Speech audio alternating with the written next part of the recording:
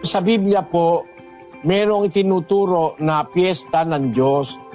Pagdiriwang, pagpapasalamat sa Diyos, pagkilala ng utang na loob sa Diyos.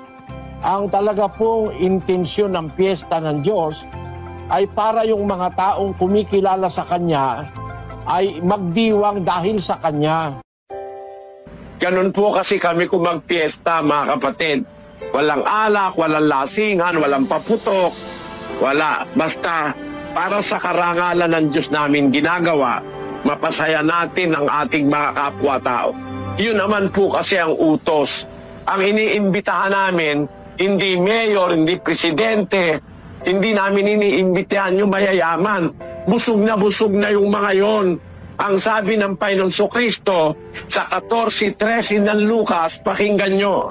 Tatapwat kung maghahanda ka, ay anyayahan mo ang mga dukha, ang mga pingkaw, ang mga pilay, ang mga bulag.